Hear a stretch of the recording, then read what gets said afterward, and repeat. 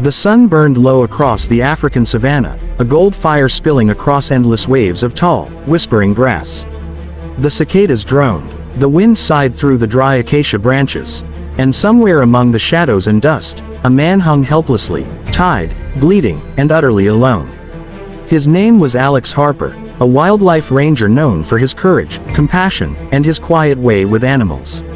But that afternoon, the wilderness he had sworn to protect had become a prison. The coarse nylon rope bit deep into his chest and arms as he strained against it, the bark of the acacia digging painfully into his back. Every breath hurt, his vision blurred from thirst. The poachers had made sure of that. They had ambushed him near the watering hole, angry that he had uncovered their hidden camp, and they'd left him bound to die beneath the merciless sun. He'd been there for hours, maybe longer. The world had faded into heat and hallucination.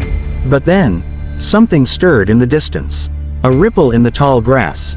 Alex froze. A shadow moved. Massive, powerful, and deliberate. A lion. Not just any lion. A full-grown male, mane thick and golden, his muscles rolling beneath his tawny coat like liquid steel. Each step was soundless, precise. And he was walking straight toward Alex. The ranger's breath caught. He wanted to shout, to scare it away, but his voice came out as nothing more than a cracked whisper. He could do nothing but watch as the great predator closed the distance, 50 feet, 30, 10. Then the lion stopped. For a moment, there was only silence. The kind that makes the air itself seem to hold its breath. The lion's amber eyes locked on him. Eyes that shimmered with intelligence and danger. Alex felt his pulse hammering in his throat. Every instinct screamed at him to stay still, to avoid sudden movements. But then, through his fog of exhaustion, he saw something that stopped his fear cold. A faint, jagged scar ran across the lion's right shoulder. Alex blinked. He knew that scar. Months ago, a lioness had brought her injured cub to his ranger station, an unbelievable act of trust.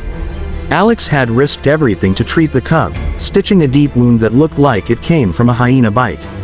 The cub had survived, thanks to him. He'd never seen the male, but he'd known one was out there, watching, protecting. And now, that same scar, he remembered it. It wasn't the cub's scar. It was from another wound he'd treated before, on a lion he'd never touched, only seen briefly in the distance. Could it be him? The male lion lowered his massive head, mane brushing the grass, and sniffed the ropes that held Alex captive. A deep, resonant rumble rose from its chest, not a growl of anger, but something softer, curious, aware. Alex swallowed, trying to find his voice. "It's me, big guy," he whispered, hoarse.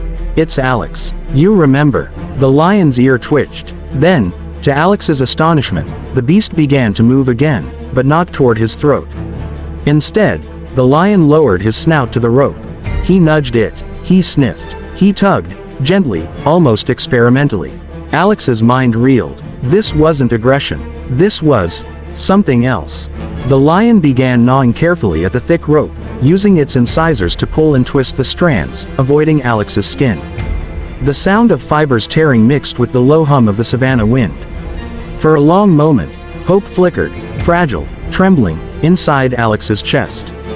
But then, a sound shattered the silence. Laughter, cruel, sharp, echoing across the plains. Alex's head jerked toward the horizon. There, slinking between the sparse trees, came a clan of hyenas, 8 of them, maybe more, their eyes glinting in the fading light.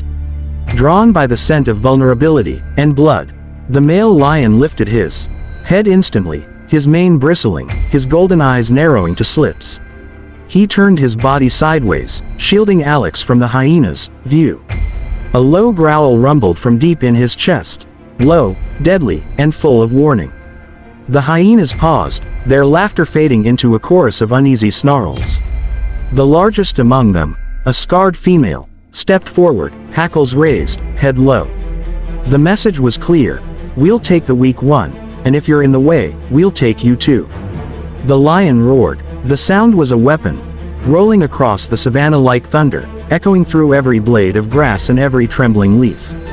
It was the kind of roar that could make the ground itself quiver. The hyenas hesitated, but hunger is stronger than fear. They split into 2 flanks, moving to circle the lion. Alex watched in helpless horror as the fight began.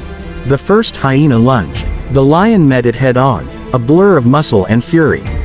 His paw lashed out, catching the attacker mid-leap and sending it crashing to the ground with a yelp. Another hyena lunged from the side, but the lion twisted and slammed it away with his shoulder. Dust exploded around them as claws tore through the dry earth. The sounds were primal. Growls, snaps, screams of pain and rage. Alex's heart pounded wildly. Every strike the lion made, every roar that tore through the air, it wasn't just survival. It was protection. This beast, this apex predator, was fighting not for a kill, but for him. Minutes felt like hours. The lion's movements slowed slightly, exhaustion setting in, but his spirit didn't falter. Finally, after a brutal exchange, the hyenas broke. The scarred female gave one last hateful snarl before turning tail and vanishing into the shadows. The rest followed. The savannah fell silent again, except for the lion's heavy, rasping breaths. He stood tall, chest heaving, blood dripping lightly from a shallow wound on his flank. Then he turned back to Alex. The look in his eyes was extraordinary, something beyond instinct. There was understanding there, compassion. He approached slowly and sniffed the ropes again.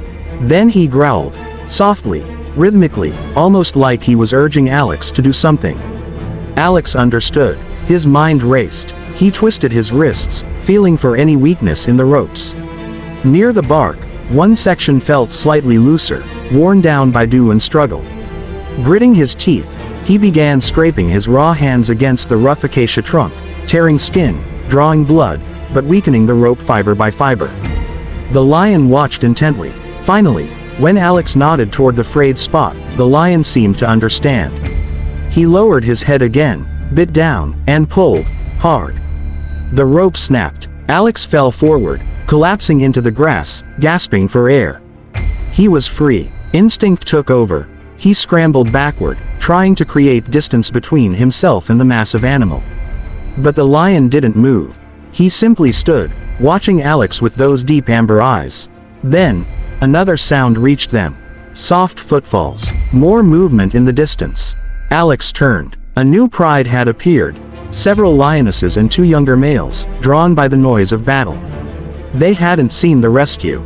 To them, Alex was just prey, weak, easy, alone. The male lion spun around, his entire body tensing. His tail flicked. His mane rose like a storm cloud. He roared. But this time, it wasn't a battle cry, it was a claim. A declaration. The new lions froze, uncertain. The message was unmistakable. This human is under my protection. One of the younger males took a cautious step forward.